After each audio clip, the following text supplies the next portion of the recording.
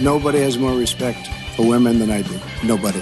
Hillary Clinton wants to abolish it, believe me. She wants to abolish our Second Amendment. I think they didn't deny it. I don't think anybody denied it. Other presidents did not call. They'd write letters, and some presidents didn't do anything. Many people have come out and said I'm right. You really do have to ask yourself, where does it stop?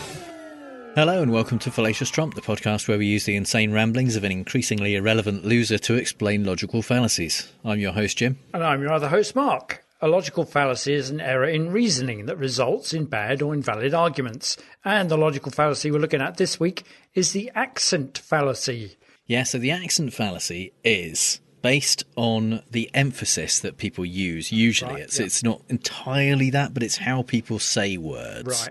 So in English, not in every language, but in a lot of languages, certainly in English, there are various different ways that you can change the meaning of what you're saying with different emphasis. Yep. There's a thing called lexical stress, which depends on which part of the word you put the stress on. So contract is a different word to contract. Yeah. Yeah. Even though they're the same word, you're just stressing a different part of the word. Yeah. But that's not what we're talking about. We're talking about a thing called prosodic stress. Right. And that is which part of a sentence or a phrase you stress. And it can completely change the meaning, or at least the implied meaning in a lot of cases, of what you're saying. So a simple phrase like, I don't hate you, if you can say it lots of different ways. You can say, I don't hate you. Yeah. Which means other people hate you, but I don't. Yeah. You can say, I don't hate you, which means someone said I hated you, but I don't. Don't. Yeah. You can say, I don't hate you, which means I don't like you, but I don't hate you. I hate you. Yeah. And you can say, I don't hate you. Yeah. Which means I do hate some people, but I don't hate you. And it's just about which part of the sentence you put the stress on. Yeah. So that's called prosodic stress. Oh, okay. Not all languages have it. I'm led to believe that in French, the stress tends to fall towards the end of the sentence, no matter what you're saying or how you're saying it. Right. So it would be difficult to do that. And the fact that we have prosodic stress in English is part of how Shakespeare was able to write stuff in iambic pentameter, because where the stress falls in that is important and changes the meaning of sentences. Yeah. So that's quite a nice crossover to. There's a Monty Python sketch where they're talking to a well-known actor who says, oh, yeah, well, you can say one word louder than another, to be or not to be. And it says, well, you mean inflection? Oh, yeah, and of course, inflection. Which is one of those, I have no idea where it is, but every time I watch Hamlet, I just get John Cleese going, to be or not to be. In proper accurate way. Apparently in Mandarin, prosodic stress, I now know it's called, is very important. Very important. Yeah. Yes, a single sound can mean all kinds of different things depending on where you put that stress within the sound or whether you stress that in a sentence. And Ai Weiwei has either been imprisoned or got away with various artworks on the basis of the puns he is making with his artworks, which are kind of lost on us as non-Mandarin speakers. But So in terms of being a fallacy, this is usually when people deliberately misinterpret or reinterpret something that someone said by saying it in a different way. It doesn't always have to be emphasis. It's just about there are obviously crossovers with taking stuff out of context, but it's not really about the context. It's about the way something is said. So our first example from Trump comes from when he described what Ilhan Omar said about 9/11. Congresswoman Omar is an America-hating socialist. She minimized the September 11th attack on our homeland, where far more than 3,000 people died, saying some people did something. Big deal. Some people did something. I hate the way he does air quotes around congressman. You go, congresswoman. You go, oh, you bastard. Yeah. But he's acting as if he's saying it how she said it. So, some people did something like it's nothing. Something like it because it fits in with his belittling the tragedy of the attack at 9/11. Yeah. Which, incidentally, not what this is about, but it wasn't far more than 3,000 people died on 9/11. It was just under 3,000. Yeah. So, well, almost the way you said that is the wrong emphasis as well, isn't it? More than 3,000, but it should be more than 3,000. More than 3,000. Far more than, rather than far more than 3,000. Well, nobody's questioning how many more. Yeah. Yeah. In fact, you got that wrong, but yeah. But here is what Ilhan Omar actually said, and the context, while not really what this is about, was she was talking about the response to Muslims after 9/11. Far too long, we have lived with the discomfort of being a second-class citizen. And frankly, I'm tired of it, and every single Muslim in this country should be tired of it. CARE was founded after 9/11 because they recognized that some people did something and that all of us were starting to lose access to our civil liberties. So when she says it, the way she says it is some people did something and all of us, which is the opposite of the some people, have suffered for it, basically, have started to lose our civil liberties. So she was directly contrasting, using emphasis, using the way she said it. She was directly contrasting the some people who did something, arguably minimising the thing they did, but that's not what that sentence was about. No. It was about the fact that it was only a small number of people who did something really, really awful.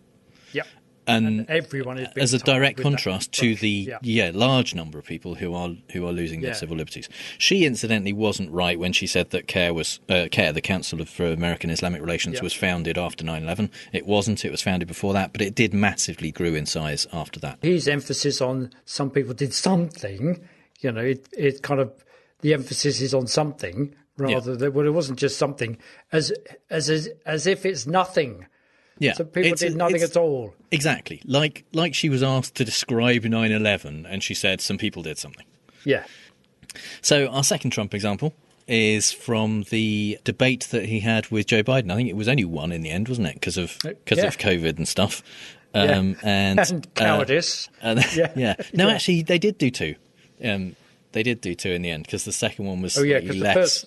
shouty and ranty and slightly less badly managed. Although this one was the one with Chris Wallace, and this was, if you can decipher what's going on, this was part of what was said. He called the military Mr. Vice President, stupid bastards. I did said not it on say tape. He said stupid bastards. Please, sir, stop. I would never say that. Play it. Play it. Go ahead, Mr. Vice President. Answered his final question. The final question is, I can't remember which of all his rantings. I'm having a little trouble myself. So, yeah. Nice. But he did so play it, and you'll hear what I've said. Yeah. So amidst the rantings, Trump was basically saying that Biden called the military stupid bastards. Yeah. This was reasonably soon after, I think, the revelation that Trump had called the military suckers and losers. And that was the actual military, not a group of army people in a room that he was directly talking to, but soldiers in general who go and fight for their country. Yes, exactly. Their career choice. Yeah. Nothing to do with me. Yeah. Whereas Biden was joking with some people he was giving a talk to. Here's what he said. Notwithstanding what you may hear about me, I have incredibly good judgment. One, I married Jill, and two, I appointed Johnson to the academy. I just want you to know that. Just clap for that, you stupid bastards. He was joking with the people who he was in a room with. He was introducing a woman behind him who was in the service and who he had... recently appointed. Yeah, appointed essentially, and was saying the fact that they didn't clap when he drew attention to this woman, exactly. one of their ranks. Yeah. He said, clap for that, you stupid bastards. Yeah. And everyone's then clapped and laughed. Exactly, because they kind of went, oh, no, we know what you mean now. Yeah. Because he appointed them, and she's a woman, and she's one of them, and he knew that because he read the room, that he could do that with them. Yeah, I mean, it was it was iffy. I mean, Biden isn't known for his flawless public speaking. Unlike Trump. Yeah, but I mean, you have to be incredibly uncharitable, if not just lying, to claim that he was calling the military stupid bastards. Yeah. That's not what he was doing. No. Unlike Trump, who was calling them suckers and losers. Yeah. It was a slightly less desperate version of clap for that Jeb Bush did at the, please clap, he said. After finishing his speech. Please like me. Yeah. So our third example in this section, as we're starting to do more and more, is this is not a Trump one, it's kind of Trump adjacent, because this is Mitt Romney, who's kind of less Trump adjacent than most, actually, in terms of Republicans. And he was talking about something that Obama had said. He said, and I quote, and he's speaking, by the way, of businesses like this one: small businesses, big businesses, middle-sized businesses, mining businesses, manufacturing, service businesses of all kinds. He said this: if you've got a business, you didn't build that. Somebody else made that happen. That's somebody else's government, in his view. So the emphasis that Romney puts on that is, if you've got a business, he emphasises business. Yeah. You didn't build that. So he's saying, you didn't build your business. Yeah. Here's what Obama said, and he was talking about infrastructure in general. Somebody helped to create this unbelievable American system that we have that allowed you to thrive. Somebody invested in roads and bridges. If you got a business, that you didn't build that. Somebody else made that happen. So Obama emphasised roads and bridges. Yeah. And then said, if you've got a business, you didn't build that. He's saying you're benefiting from the infrastructure. You're benefiting from the roads and bridges. You didn't build the roads and bridges. Yeah.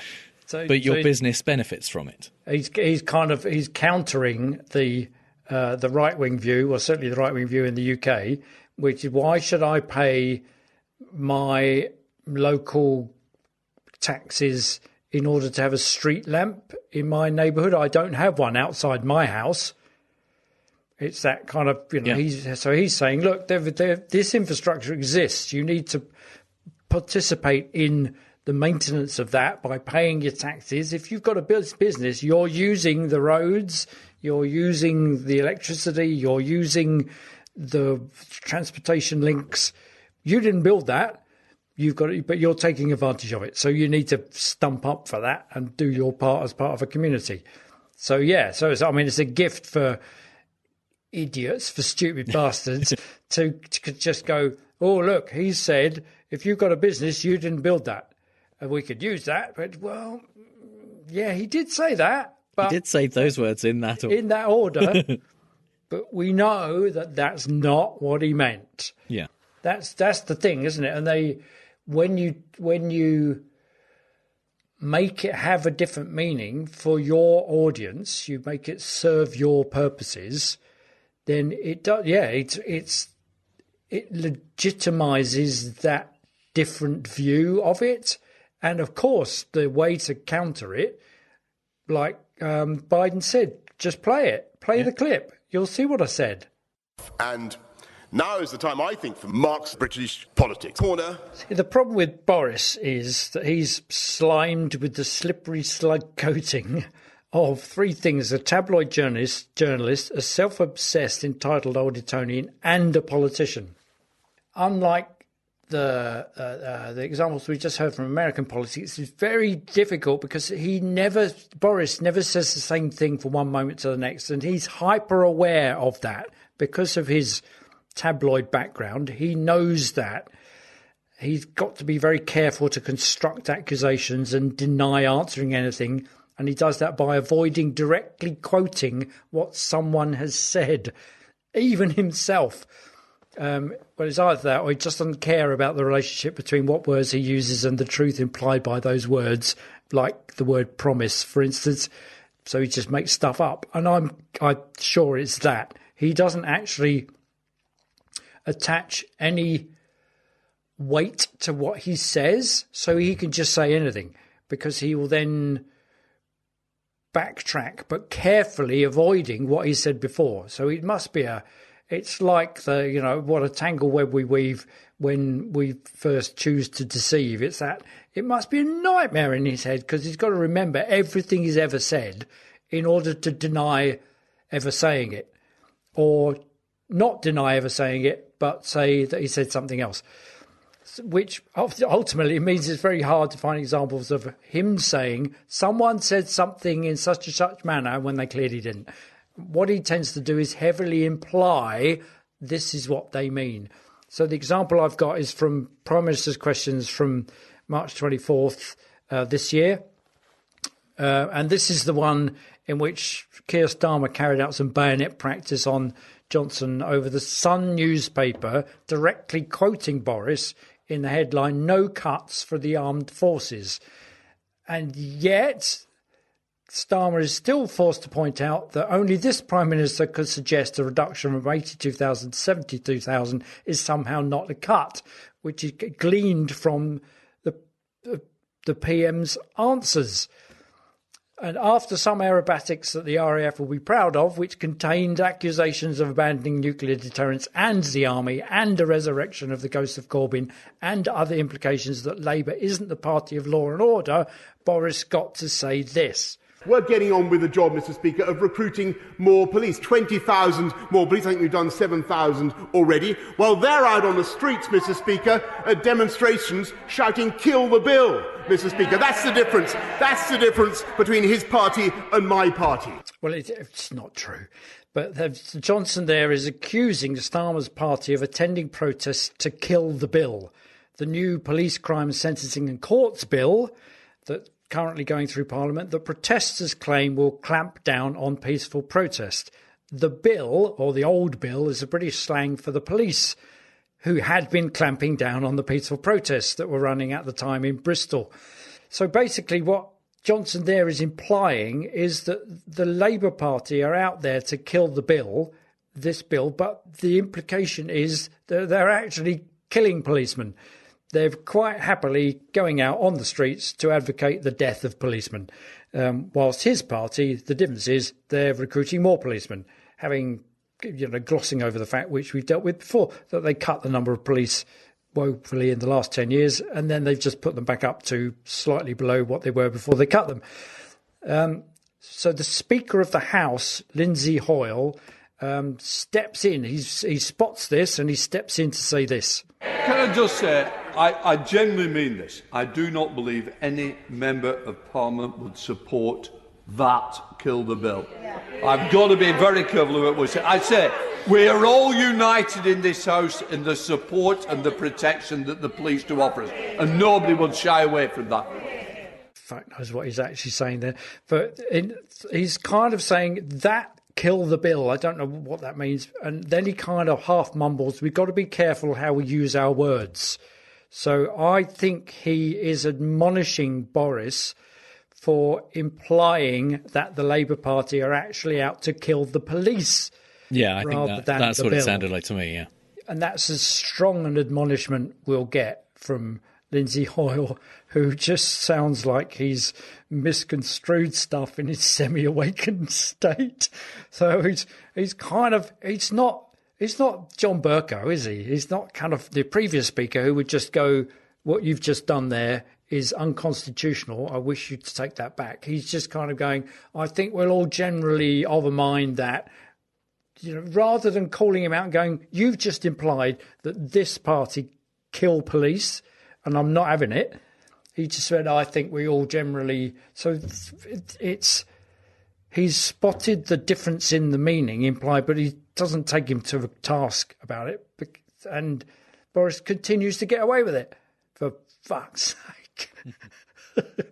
So it also occurred to me that the other way this fallacy is used is to claim the meaning of your own words is deliberately misconstrued by somebody else. So rather than deliberately misconstruing it like we've seen in the examples, is actually to plead innocence by saying, oh, you took my words out of context. And we've talked about it, and this is our kind of go-to example constantly in British politics. Michael Gove in 2016 famously said this. I think the people in this country have had enough of experts with organisations from acronyms. The people of this country have had enough of experts. From organisations with acronyms saying that they know what is best and getting it consistently wrong. So the famous people who are fed up with, they've had enough of experts. And like a year later, he had an interview with Chatham House, which was a centrist think tank. And he says he was taken out of context. And I quote, Faisal Islam, as a skilled interrogator, cut me off halfway. So while I completed my sentence, he took the first half and said people have had enough of experts and used that as a fencing posture in the interview itself. One of the things I've sought to do is explain why I said that. Now, the words I've used have been taken out of context, but that's just part of politics. So while I feel the need to remind people of what I actually said, I don't get too het up by the fact that my words, like those of many politicians or many actors in public debate, sometimes get a little bit skewed. That's just life. Well, actually, it's the constant defence of politicians. And so here are my notes kind of here. I said, to be fair to Gove, which is just a horrible prospect, just shoot me now. Yeah, I think we're taking it a little bit too far now. Well, perhaps Faisal did jump in a bit too soon so that he didn't hear. I suspect that Gove, as he said it out of his mouth, he realised what he just said and then qualified it. And Faisal maybe jumped in a little too soon. I think he was too busy. He thought he had a clever thing when he said, because he didn't go straight to the bit about them consistently getting it wrong. He said, we've had enough of experts from organisations with acronyms. Yeah. Because he thought, and he made sure to repeat that when he was talked over at the beginning. So obviously he thought that was a clever and funny thing to say. Yeah. Like Cobra, for instance. The government. Yeah, I mean any. How does that have anything to do with it? That's the point. Exactly. Yeah. But yeah, I don't think he was I don't think he added the getting it wrong bit. He was just he was very clearly suggesting that we shouldn't rely on experts. Yeah, and so don't get talked out of this position. Trust your own ignorant position that lacks research. He's not imploring that people should go do their own research. The opposite, saying don't listen to anybody. Don't listen to me. Trust yourselves. Just go along with the stuff. The context of the original context of this was that he was using an anecdote, wasn't he, to claim that he knew a lie of an anecdote. It wasn't a real one. To claim that he knew what was best for about Brexit, and then when he was challenged and said, "Shouldn't we listen to the people who know what they're talking about?" He was like, "No, no. Don't listen to them." And then so if his context was about people who get it consistently wrong, then why not say, "I think people are fed up with people who consistently get it wrong and yet pass themselves off as experts." And you go, oh, well, that's fairly reasonable. Yeah, I think we are fed up with people like that. Of course, the problem is that glosses over the fact that the Tory party have been providing an object lesson in getting it consistently wrong for an entire year, if not an entire decade, thus offering up his own petard and inviting we the people to be fed up with them and to hoist him. I thought it would be logical, we'd end up biological. I misconstrued your premises, you threw me off the premises. Logical, biological, premises. It's a fallacy in the wild. But you were seeking clarity, but I thought you needed charity. The inevitable conclusions, my head sustained contusions. Charity, clarity, conclusions, confusions. It's a fallacy in the wild. There we go. We had Fitzgerald and Louis Armstrong there with "Let's Call the Whole Thing Off," which Potato. I've got exactly. Which the ultimate accent fallacy song. It feels like we've used that before. Don't know why. It feels like that's a reprise. No, don't think so. Or maybe I just had that at the back of my head going. Yeah. That would be a good one.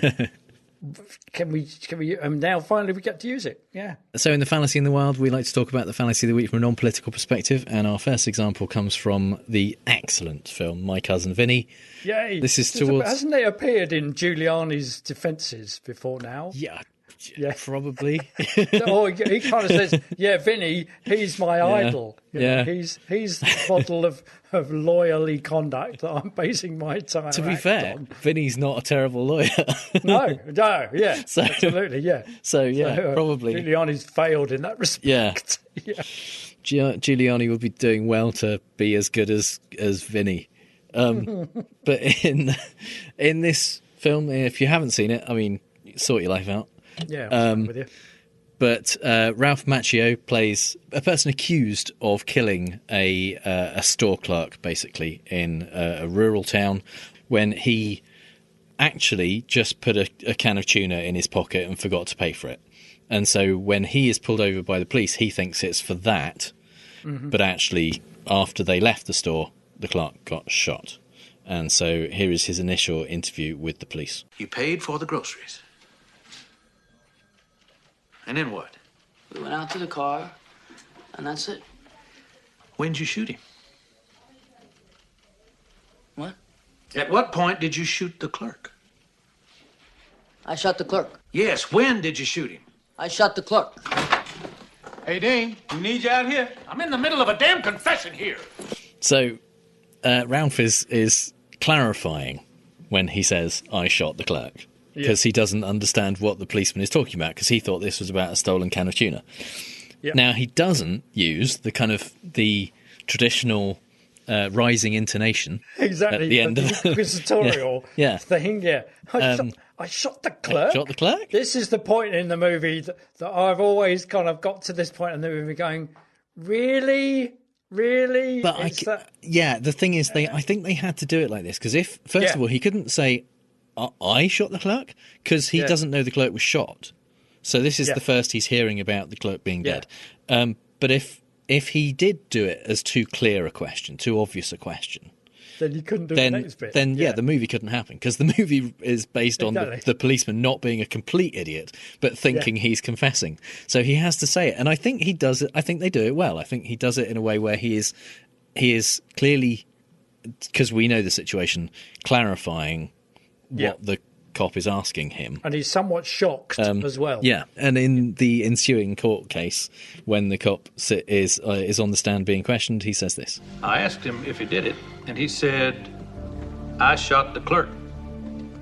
I asked him again, and again he said, "I shot the clerk."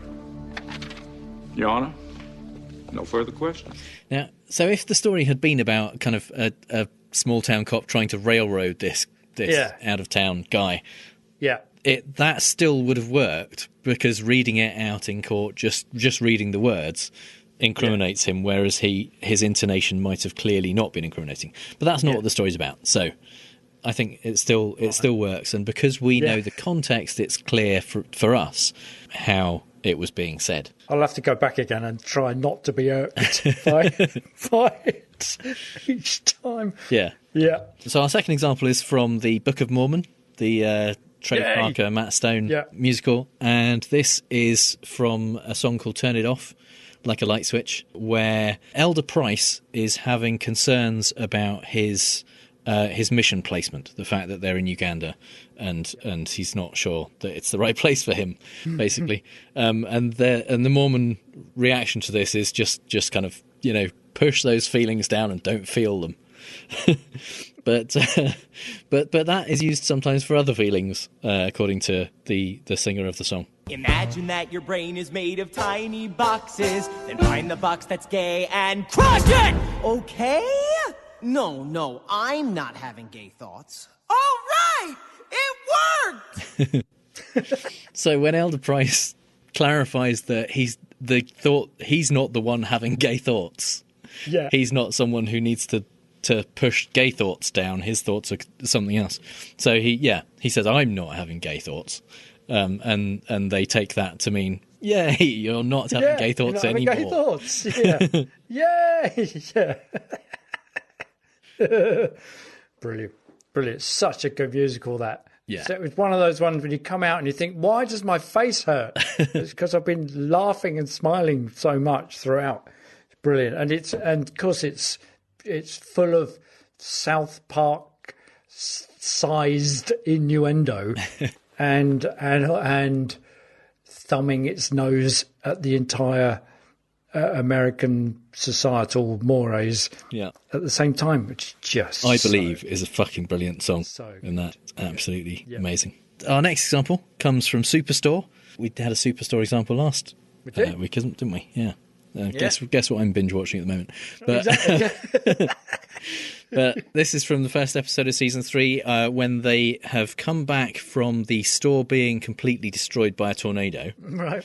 Glenn, the manager, has followed what he thinks were the instructions given to him for when to get the employees back in to kind of sort out the store and get it ready for reopening. It says bring back the staff a week before the grand opening on the 28th. Today's the 28th. Well, he couldn't be more clear. Yes, he could have said the grand opening, which is on the 28th. This makes the 28th sound like the start date. Bring back the staff a week before the grand opening on the 28th. Yeah, this is confusing. No, bring back the staff a week before the grand opening on the 28th. He didn't say it like that. You're adding emphasis. It was great. He sounds so much like, well, not quite Kermit. You said Grover last time. Yeah. Somewhere between Scooter and Fozzie. That's actually the guy playing Glenn is Mark McKinney from Kids in the Hall, the brilliant Canadian sketch show. I'm crushing your head. Yeah. Yeah. So, with a lack of proper punctuation and the inability to add emphasis through writing, that could be read either way. And when Dina is saying, well, it's very clear, this is how it is, she is adding emphasis, which is a bit unfair. It reminds me of stuff that I used to read as a kid that kind of delighted me, like that you get those combinations of things. Like there was one where the girl sat on the table with Queen Anne legs. Yeah. And also this reminds me of the gags I used to play with the kids when sitting in a traffic jam and you come past a roadworks sign and it would say, roadworks, delays possible till spring 2023. And you go, I can't wait till then. Proper dad joke, yeah. Yeah, there was an ad, print ad in the 50s that said something like, don't kill your wife with work, let electricity do it. Oh, that's great. Yeah. And there was an excellent tweet. As soon as you came up with this, that we were looking at this category this week, the first thing that popped into my head was this. There was a tweet of Susan Boyle, who won Britain's Got Talent. I think she was kind of dowdy, frumpy, rural woman that sang with the voice of an angel.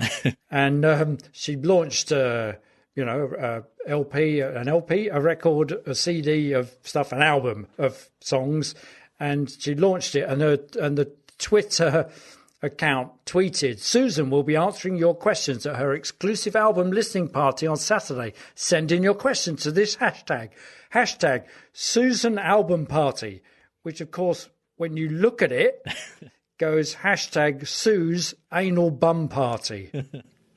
So it's that, yeah. And there are delightful ones when you find those.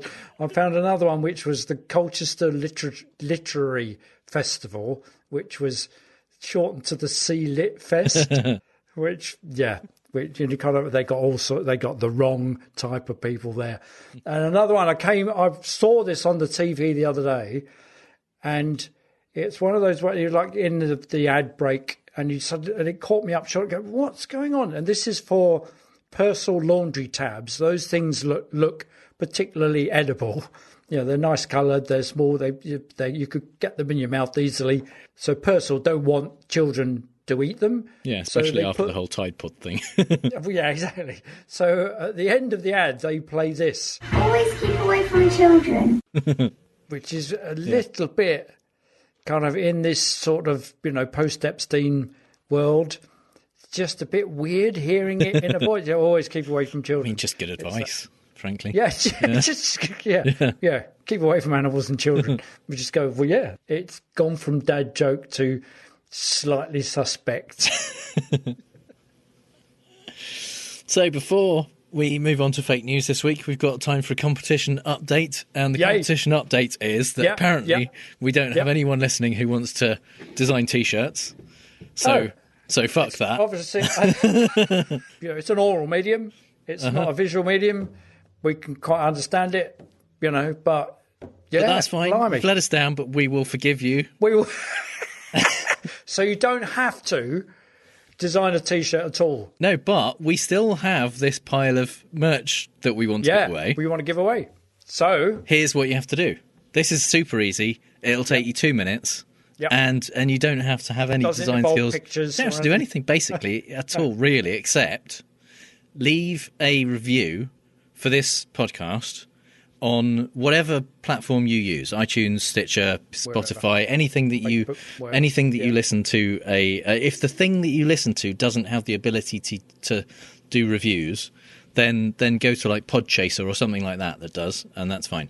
But yeah, leave us a review. Doesn't have to be 5 stars. That would be nice. But we're not gonna penalise people who aren't over effusive with praise. See, people are going to take that out of context and go 5 stars. That would be nice, and then they'll go. They're pure. They're just rigging the charts. But yeah, leave us a review. Take a screenshot and email it to jim@fallaciousdrum.com by the next episode, 2 weeks' time. And after you've posted it, not just post it, and then take a screenshot. Don't post it. And we will pick one out of the hat, and someone will get some cool stuff. So we're gonna play fake news, folks. I love the game. It's a great game. I understand the game as well as anybody. Yes, it's time for fake news, the game where I read out 3 Trump quotes, 2 of which are real and 1 I made up, and Mark has to figure out which one is fake news. Because I've figured out that actually the emphasis whenever you say to me, you surely can't get all the answers wrong, it's actually, you surely can't get all the answers wrong. I can. I mean, you're on a roll at the moment. You're doing very well. You haven't missed one since you've come back from your break. So I think that's it. Yeah. That's because I've been reading everything Trump ever said. So you can either maintain your streak or fail. So yeah. So the theme this week, we've got. I haven't got any clips this week because these are statements that Trump has put out since being banned from Twitter. Oh, through his via other people. Through his PAC Save America. Occasionally, he will just release a statement that says, from the 45th president of the United States, and various people will tweet it. As if he had Twitter, so he can feel like he's getting some kind of vicarious social media presence. Right. And so remember, these are official statements by a former president of the United States. Wow, leader of the free world. They're all quite short as well. These are just excerpts. Yep. The first one: Happy Easter to all, including the radical left crazies who rigged our presidential election and want to destroy our country. Yep. Right. Yeah, even though he's put this out, the people have slavishly used his all caps words. Oh yeah, they're just screenshotting his statement and sending it. On. Yeah. Like he's Q or something. Statement number 2, a little bit of advice for the Oscars. Change the name back to the Academy Awards. Don't be so politically correct and boring, and do it right. Also, bring back a great host. Okay. And statement number 3, failed writer and untalented hack Glenn Kessler never writes fairly about me. The Washington Post should stop hiring garbage people. Just stop hiring garbage people. Well, who's going to collect our bins? Yeah. Okay. Well, the Academy Awards one sounds like it's the kind of TV thing that he feels that he's part of the hinterland of, if not upper echelons. So that ought to be the kind of thing he would feel that his breath should be wasted on, president or not. Okay, and happy Easter all, because the radical left crazy, failed writer, untalented hack. That's usual stuff. Failed writer in title case. And untalented hack. Okay. See, I'm not sure he's worried about the Washington Post. Okay. I think that, having said that, I'm now convincing myself of the truth of that one. Okay, I think number 1 is the one you made up. Okay, so of the other two, which are you more convinced by? I'm more convinced by the Academy Awards. Okay, so number 2 is real. Whoa! They're always called the Academy Awards. Well, a few years ago, they kind of stopped using it so much and just called it the Oscars. Called it the Oscars. The Independent newspaper said, former reality TV star and bit part player in Home Alone 2 Lost in New York had some advice for the Oscars. Excellent. Bit part player. Excellent. That's brilliant. Oh, yes, because he resigned his membership of the acting union or something. SAG-AFTRA, yeah. Yeah. But he was never anywhere close to the Academy Awards, is he? No. I think Kevin Sorbo this year also tweeted something like, are the Academy Awards on today? I forgot. And various people went, imagine being this guy and thinking that's a burn on the Oscars. Yeah, exactly. Yeah. So the whole of the Academy, they're all wincing and going, oh, no, what have we done? Yeah. We should have invited him. Oh, no. So, you also think that number 3 is real? And number 3 is... Yeah. Fake news. No, I knew it was. But I don't know why. You should have said the other one then. I know, exactly. but then it was nicely rounded, and despite my worry about the Washington Post, whereas the other one seemed a bit radical left crazies in all caps, kind of too Trump to be Trump. But I should say that several of the words in these are in all caps for some reason. Yeah. But no, he did. That was the entirety of the statement. Happy Easter to all, including the radical left crazies who rigged our presidential election and want to destroy our country. Yeah. But yeah, he is periodically releasing these statements. He did one about Liz Cheney recently. It was very abusive. And one about Governor Ducey in Arizona, I think. Right. And one about LeBron James. They're mostly attacks. They're mostly just personal attacks on people who have said something negative about him. Yeah, of course. That's all they ever are. You know, that's why, hence my kind of faith in Glenn Kessler. Oh, no. So that means that means you failed. You broke the streak. You are on 30 out of 64 now, which is back down. I mean, it's still 47%. So there you go. Yeah. Practically halfway. Yeah. So actually, I should change that to, you surely can't get all the answers, right? Yeah. Surely you can't get all the answers right.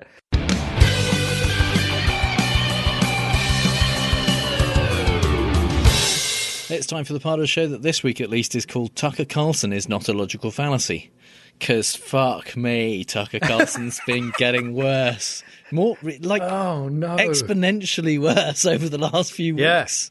He started off with his rant about replacement theory and just being openly racist and white supremacist and saying, people say that supremacists and white supremacists and racists say this stuff, but it's true, and stuff like that. And then like that's proof. Yeah, that's enough proof for him to just say that. But we know, just the caveat for everything that comes follows here is we know that his lawyers himself said you can't believe the facts that he tells you. Yeah. So when he says because it's true, well, it isn't, because they're the facts, the kind of facts that you can't be sued for libel. Yeah, you are legally required not to take him seriously. Exactly. Yeah.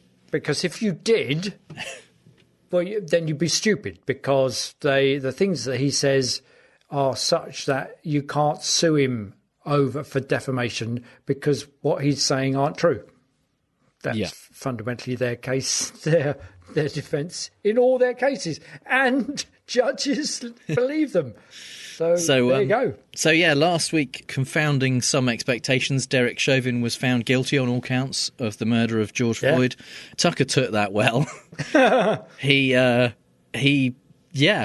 had a former New York correctional officer called Ed Gavin on, and it didn't go how he thought it was going to go.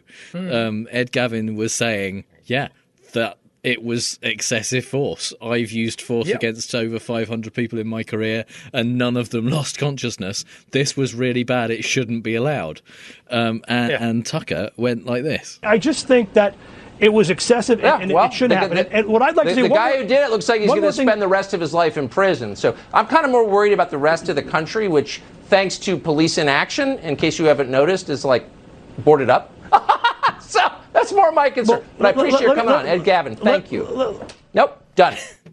It was so bizarre. He went in like Joker-like from his usual resting, confused face to laughing maniacally, and then back again within a second. And then kind of goes, okay, so what do you got to say about that? Oh no, and then cut him off. Yeah, and then go, oh, what? Nothing. As if we didn't notice that he cut him off. It was like watching someone have a breakdown in real time.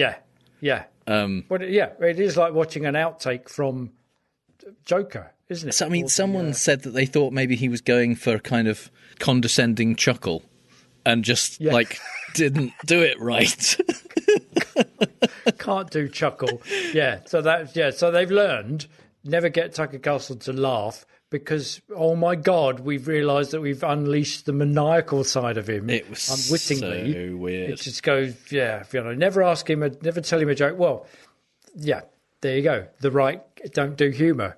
But then this week, the CDC announced that the science says that mask wearing outdoors isn't really necessary if you're in a group now. There's lots of people are vaccinated. There's been very little transmission outside. In fresh air. You should still wear masks when you're inside, but basically you don't need to wear masks outside. A lot of people are still wearing masks outside. I think in this country, certainly in the area I live in, it's not that common for people to be wearing masks just generally if they're going for a walk or kind of walking around outside. Definitely from where I am, there's a definite when you're kind of walking across the car park to the supermarket, then people will put a mask on. They might leave it on because their arms are busy with carrying shopping or pushing a cart. But that's the only time I've seen them outdoors. It's rare to see them. If I go to the shops, I will put a mask on, and then that's on until if I go to different shops, I'm still wearing my mask in between shops or whatever. I'll take it off when I finish shopping. But if I go for a walk with the kids or whatever, I'm not usually wearing a mask. That seems to be what most people do in this country. But in the US, some people wear masks just outside generally. Some people don't. Some people get really fucking upset if other people do or don't, depending on your stance. And Tucker decided that it's one of those. It's got to the point where it's like offensive to be wearing a mask outside, and he went on a rant that we're not going to play all in one go, but we are going to play all of it and talk about it as we go. Not even Tony Fauci still pretends that masks are medically necessary. Instead, masks are purely a sign of political obedience, like Kim Il-sung pins in Pyongyang. We wear them because we have to. So there's a kind of a false run on there, isn't there? So not even Tony Fauci says that you need them for medical reasons, but that it's a political blah blah blah. Yeah, I mean he's not saying that you don't need masks. He's saying you don't need masks outside.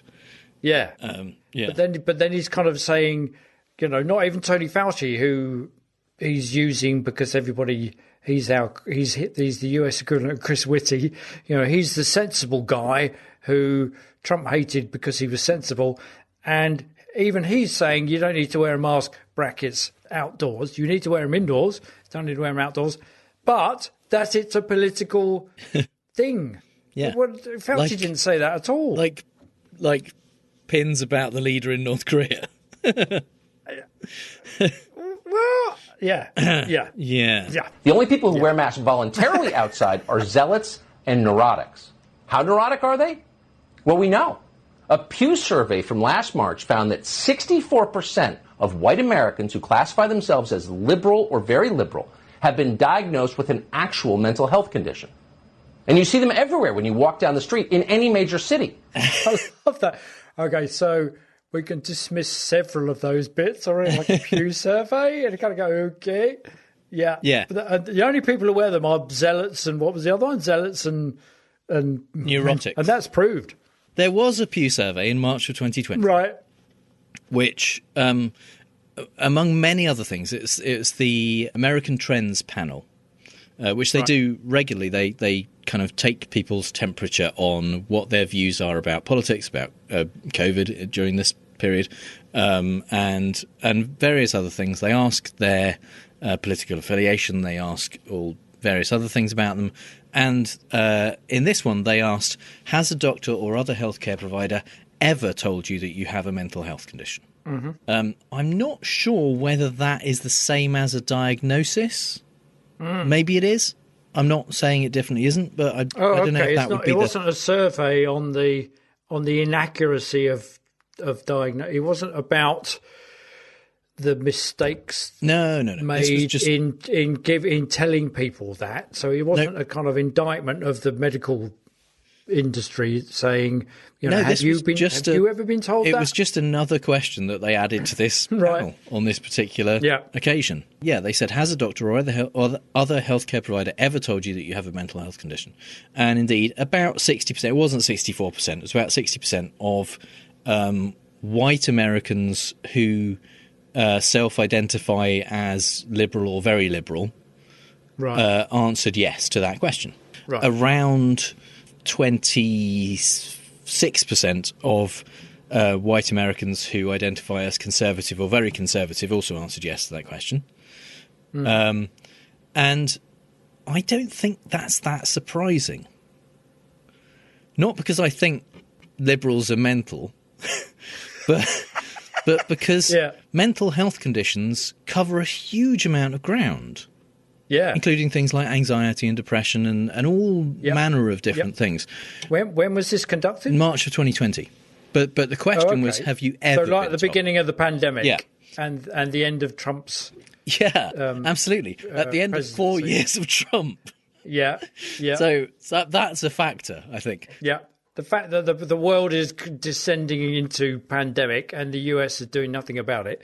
Yeah, and the people who are more aware of that. Yeah, I think that a huge amount of this is probably explained by the fact that, maybe I'm being stereotypical here, but white liberals particularly are more likely to live in cosmopolitan urban areas where there's going to be more therapists and people like that working.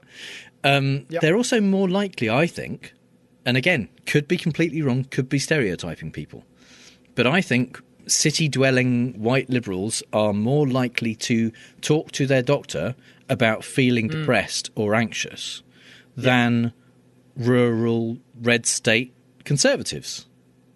Yeah. It's because it's kind of an accepted norm that you could talk. It's safe and okay to talk about that kind of stuff in a city, urban, liberal environment. There was, there still is a stigma in many situations to it, but part of progressive liberal Democrat attitudes are saying there shouldn't be a stigma to that. Part of our viewpoint is that mental health should be viewed as important as physical health. It shouldn't be seen as negative to need some self-care or whatever to make sure that you're doing okay. I do see that as a liberal progressive Democrat style viewpoint. I'm not surprised that will lead to a far greater number of those people then being told by a doctor, you might have depression or you might have anxiety. It's also to get access to treatment, to actually actively seek some assistance and get a diagnosis which would grant you access to all of those advice and support and medical or otherwise treatments, seems to be an enlightened thing to do, rather than what Tucker Carlson is doing is re-stigmatizing that. Absolutely. He's saying, look, liberals are crazy. That's why they're wearing masks. Yeah, that's why they're wearing masks. Yeah. And not only that, but all liberals are certifiably... Which very much kind of supports the point I was trying to make. That's exactly, yeah. But, yeah, I mean, so let's assume that this Pew survey, the data in that is completely accurate. Obviously, that piece of data doesn't tell the full story. And so this is quite apposite for the accent fallacy. So what he's doing is reading that according to his own agenda to make the point that he wants to make out of context. Yeah. He's lifting it and reading it out and saying, no.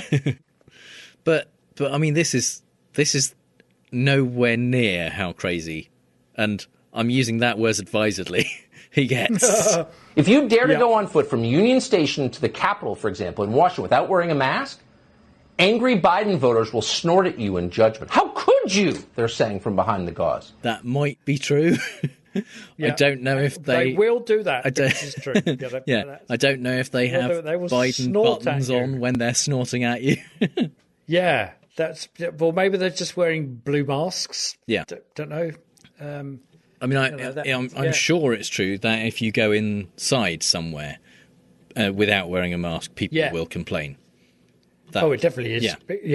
Yeah, because that's one of the joyous pastimes that in between things is to watch Karens being tormented in stores, occasionally arrested because they refuse to leave. Exactly. and they've rung the police and said, I want to see the manager. I am the manager, and I'm going to call the police. Yeah, do that. It is quite delightful. There are some great videos. Yeah. How could you? That's the question we should be asking of them in return. The rest of us should be snorting at them first. They're the aggressors. It's our job to brush them back and restore the society we were born in. So the next time you see someone in a mask on the sidewalk or on the bike path, do not hesitate. Ask politely but firmly, would you please take off your mask? Science shows there is no reason for you to be wearing it. Your mask is making me uncomfortable. Oh, dear. Fuck off. Oh, heaven forfend that we make you uncomfortable. Yeah. There's a brilliant series of videos on YouTube. I think it's from interviews where John Cleese is talking about the history of Python and offensive humour. And I think it's in the context of when they took Python to America and Python got edited heavily because they thought they were going to be offended, that some of their things were offensive. And even the BBC somewhat censored some of the sketches, but they didn't stop them going out. They didn't edit them out. And he talked about this whole thing of, oh dear, you're offended. What's the worst that can happen? You're going to crawl up in a ball and cry. So I'm responsible for your offence. No, you're offended. You deal with that. That's your problem. It's not my problem.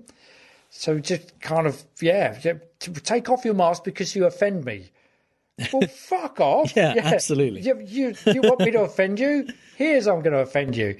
You're a fucking idiot. Here's the thing. Based on the new CDC guidelines, based on the current... and this is the thing about science. Yeah. Science changes as we learn new things.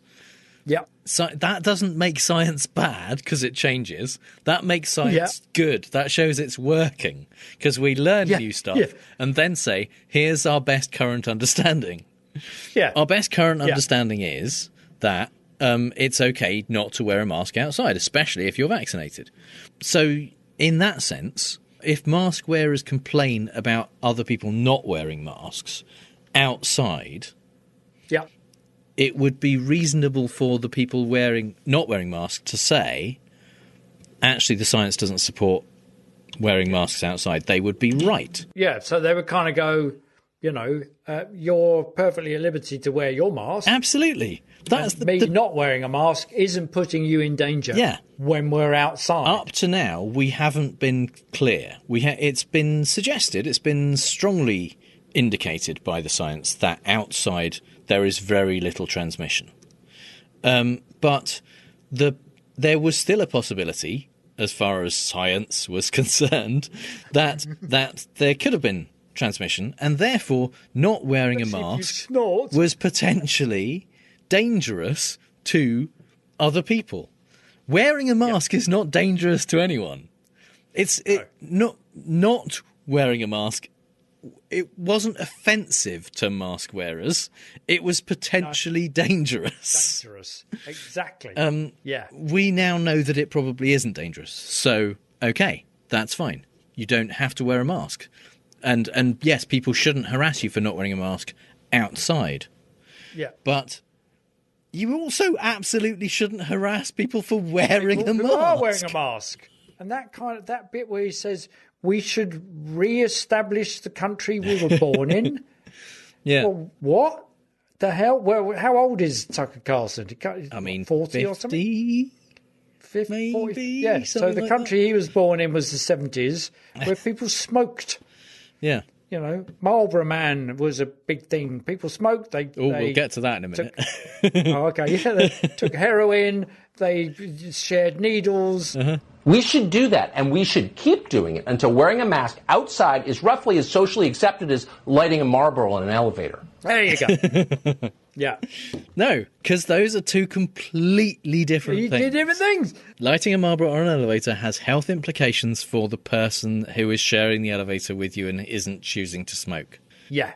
Wearing a mask does not damage someone else's health. No. I mean, unless they are allergic to blue, maybe. If you're wearing one of those kind of surgical masks that's slightly off blue, kind of green. I'm just, why do I think of that? Well, I think of that because Johnny Rotten, the lead singer of the Sex Pistols, John Lydon now, who's moved more to the right and his waistline has moved further outwards, he kind of allergic to red light. So when he plays a concert, he can't have any red lights because he just, So he can neither work in a dark room nor visit prostitutes? No. Nightmare. Just as well, just as well he became a singer, really, isn't it? Yeah. And a right-wing non-entity is the word I'm grasping for. Yeah, irrelevance. Okay, but Tucker gets much worse. It's repulsive. Don't do it around other people. That's the message we should send because it's true. As for forcing children to wear masks outside, that should be illegal. Your response when you see children wearing masks as they play should be no different from your response to seeing someone beat a kid in Walmart. No. It should be very different. It should be very different from that. Yeah. Yeah, particularly if what you're saying is that those are equivalent such that when you see a kid in a mask, you just go, all right. Don't want you to do that when some kid is getting beaten in Walmart. Don't want you to just go, oh, yeah, no, that's fine. It's your choice. No, you've got to. That's very, very different. Yeah, you've got to go, I think I should intervene when a kid's been beaten in Walmart. Not going to bother. Again, when a kid's wearing a mask is not bad for the person wearing the mask or anyone else. No. Might make your ears a bit red round the back. That's about it. Given the fact that you could catch COVID, I think that's probably a fair trade-off. It's what? Yes. I mean, this is just you keeping your snot to yourself, and maybe especially kids. Kids are fucking germ factories. They are, and they're snotty. Put masks on all children, I say. Yeah, at all times. Absolutely. Morning, noon, and night, and not only that, they're visually unappealing. They don't know how to blow the nose. Oh, God, yeah. You just don't want to have to deal with that. It's bad enough in your own kids, let alone seeing other people's. Yeah. Mine are in their 20s. It's really terrible. So But it gets worse. Call the police immediately. Contact Child Protective Services. Keep calling until someone arrives. What? Yeah. Call the police if you see a child wearing a mask. Contact Child Protection Services and keep calling until someone arrives. Harass takes you emergency away. services if you see a child wearing murders. A mask. Yeah.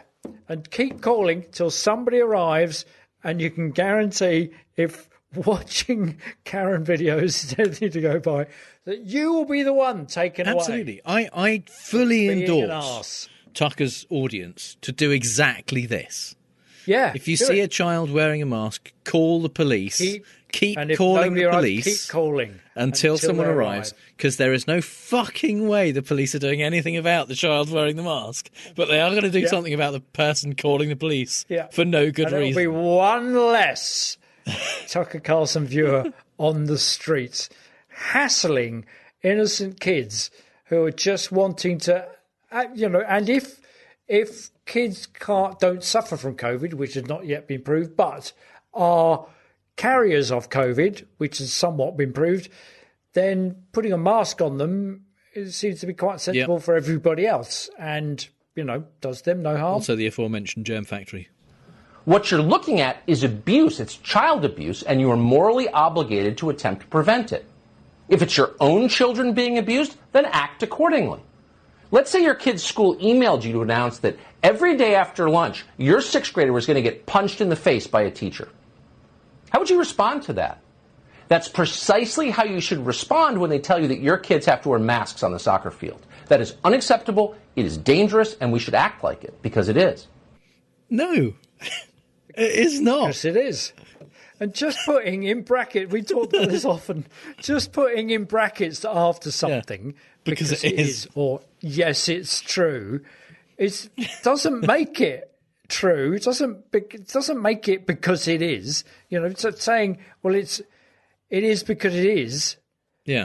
Que sera, sera. It isn't. That's just what? It's not. It's kind of. There's no proof there.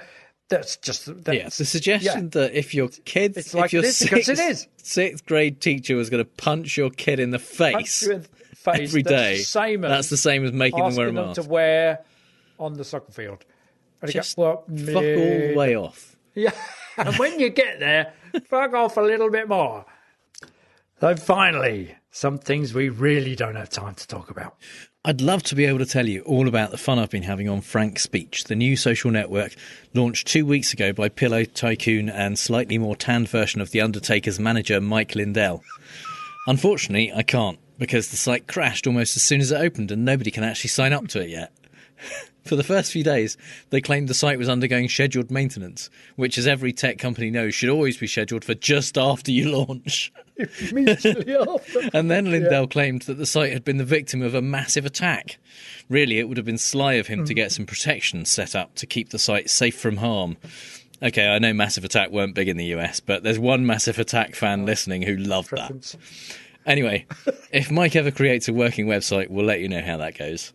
Beautifully observed by the Daily Kos as the strangely coiffed con man, Trump's interminable campaigning whilst in office ran up enormous security costs, which of course landed on those towns hosting his rallies. Trump's never been one to make sure he pays his own way or takes care to ensure people aren't inconvenienced on his account. And in a fitting tribute to the Satsuma sleazeball, the mayor of Albuquerque has called the repo man on the Trumpster to get back the $200,000 he's in hock to the town for, and has been for 19 months. I have a delicious image of Harry Dean Stanton drawling up to Trump whilst Emilio Estevez vaporises him with a Chevy trunk load of alien radiation in a way that makes his dad Jed Bartlett proud.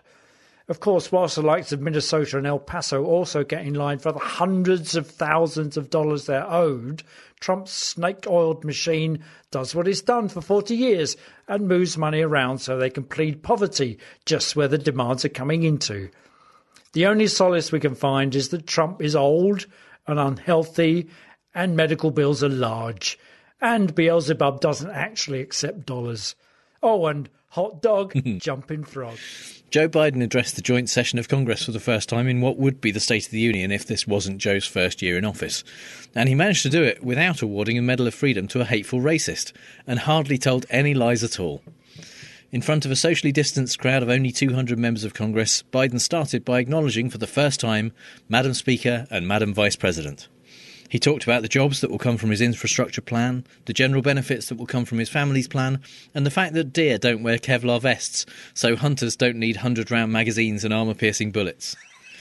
Trump watched, presumably from his bed surrounded by Big Mac wrappers and empty Diet Coke cans, and was upset that the speech wasn't about him. So the next morning he called his friends at Fox News to complain, saying, "Obviously, they're very ungracious people. I did the vaccine, they like to take the vaccine, but even the fake news isn't giving them credit for that."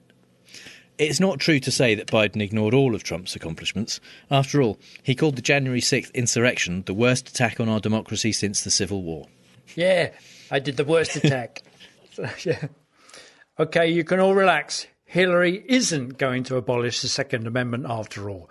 But no, wait, what will we do to fuel our fury batteries, like making kids scream in Monster Inc.? Never fear, the GOP is here. Details of what is, to all intents and purposes, Biden's new Green Deal are not even published yet, but the outrage vacuum can safely be filled with his upcoming outright ban on steaks and burgers. Just when we thought the simplification of messages, and let's face it, just about everything else in politics on the right, was down to toddler Trump management, the Republicans dumbed down their own stupid bastards, sorry voters, some more by reducing the whole climate issue to things you can stuff in your face whilst whistling Dixie dressed as an eagle neath the stars and stripes. But not so fast. This was a British idea. The UK's Daily Mail newspaper, not content with spreading lies here, by using the 2 + 2 = 5 algorithm, helpfully connected a University of Michigan report conducted over a year ago under Trump, which concluded if people reduce meat eating by a lot, emissions would fall a lot, to Biden wants to cut emissions by a lot. Therefore, he'll force people to reduce meat eating by the same amount the random study looked at. Based on absolutely nothing at all, except perhaps eyeing money-based opportunities in the US media and the exploitation of another bunch of English-speaking, unthinking right-wing fuckwits. As the university states, their report is reliant on a number of simplifying assumptions, as is GOP's vote-winning strategy, it appears. My favourite of all of the reactions to this was Larry Kudlow on Fox Business, who was talking about how July 4th you wouldn't be able to put any steaks on the barbecue and you'd have to have grilled Brussels sprouts instead. And he said this. So get ready. You can throw back a plant-based beer with your grilled Brussels sprouts and wave your American flag. So let's celebrate by throwing back another plant-based beer. What does Larry Kudlow think beer is made of? Yeah. Meat? Animal excretions? Yeah. You're going to have to stop all that meat-based beer. Meat-based beer. We've got to go. We ought to be able to. It's a part of the life, liberty, and the American way that we can scrape the sweat off buffaloes and brew it into a beer.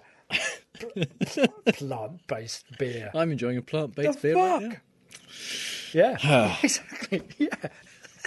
Louisiana Senator John Kennedy, who looks like the bastard child of Roscoe P. Coltrane and his dog Flash, made a bit of a mistake in a Senate Judiciary Committee hearing on voting rights last week. He asked voting rights activist and all-round badass Stacey Abrams for a list of the actual provisions she objects to in the Georgia voter suppression bill. So she started listing them, because she actually knows what the fuck she's talking about. Kennedy tried to interrupt a couple of times with brilliantly thought-out burns like, "What else?" and "Is that everything?" Spoiler, it wasn't. A full 2 minutes later, while Abrams was still talking, Foghorn Kennedy realised this wasn't going the way he thought it would, and said, "OK, I get the idea. Since she wasn't allowed to finish, Stacey Abrams later released a video on her Twitter feed in which she continued for a further 5 minutes. John Kennedy used to be a lawyer. Isn't the first thing they teach lawyers, don't ask a witness a question you don't know the answer to? Foghorn Leghorn and Roscoe P. Coltrane references, fantastic. Now Trump's out of office, of course, there's more fallout involving hitherto protected acolytes. Black drippy fallout is smearing one Rudy Giuliani, who, full disclosure, it delights me to say, has had cell phones and computers seized by the feds as part of an investigation into potential shady dealings with Ukraine. Naturally, the inky-headed one is outraged, yeah, like we care, accusing federal authorities of a corrupt double standard and that the Justice Department was running roughshod over the constitutional rights of everyone involved in or legally defending former President Donald J. Trump. Well, seeing that you were one of the leading reasons as to why those legal defences all failed, Rudy, I'm not sure you have any constitutional rights to claim, especially whilst as a legal representative of a POTUS, you made dodgy promises with a decidedly non-American entity in exchange for dirt on the Democratic nominee. The worst thing about this AP News item for me was discovering Giuliani has a son who agrees with his dad. Oh, hell no, it could all happen again. Comeback dynasty, all is forgiven. The GOP-led Arizona State Senate has subpoenaed all 2.1 million ballots submitted in Maricopa County in the 2020 election, along with the voting machines that counted them, because they're still not sure who won, despite the fact that Biden definitely won the county by more than 45,000 votes. Keen to make sure it's all above board and beyond reproach, the state Senate have paid $150,000 for a new audit of the ballots to Florida company called Cyber Ninjas, who nobody has ever heard of, who have no history of election work, and whose CEO, Doug Logan, is a stop-the-steal conspiracy theorist who wrote articles for Sidney Powell's website about how voting machines were flipping votes from Trump to Biden. Cyber Ninjas then went to court to try to keep the method of their recount secret, but they lost. Fortunately, when the company inevitably claims that they have uncovered massive voter fraud but are unable to provide actual evidence, it will have exactly zero effect on anything. Well, here, in the diminished, divided, diseased island we currently can't escape from, a duke, who didn't do a day's work in his life before or after marrying the Queen, failed to make it to the age of immense lockdown NHS fundraising captain Sir Tom Moore, despite the duke living in abject luxury. The Prime Minister was named Major Sleazed after his bellowed responses to Sir Keir Starmer's questions about whether Lord Brownlow paid the initial invoice for parliamentary rule-breaking sums of money to refurb his apartment, and is being described as a vacuum of integrity by the ex-Attorney General when it came to bunging backhanders to alternative Hoover manufacturer Sir James Dyson. You see, it's the common touch that makes British national decision-making so accessible to ordinary people. Piling their bodies by the thousand into the breach once more, wasting their votes in the upcoming local elections, opting for comedy candidates like Lord Binface instead of uniting behind an effective majority opposition. Because, no, I wouldn't vote for Boris, but, I don't like that Keir. He's a lawyer and a sir, and he's got no personality. Get real, you self-righteous serfs, tugging your fucking forelocks and flying your fucking flags at half-mast for our own dear Queen and country as we disappear from global view beneath your waves of apathy and ignorance. Small Britannia. So that's all the bad arguments and faulty reasoning we have time for this week. You'll find the show notes at fallacioustrump.com, and if you hear Trump say something stupid and want to ask if it's a fallacy, our contact details are on the contact page. If you think we've used a fallacy ourselves, let us know. And if you've had a good time, please give us a review, a merch-winning review on Apple Podcasts, Stitcher, or wherever you get your podcasts. And you can support the show at patreon.com/ftrump, just like our strawman level patrons Kaz Tui, Mark Reike, and Amber R. Buchanan. Thank you so much, everyone.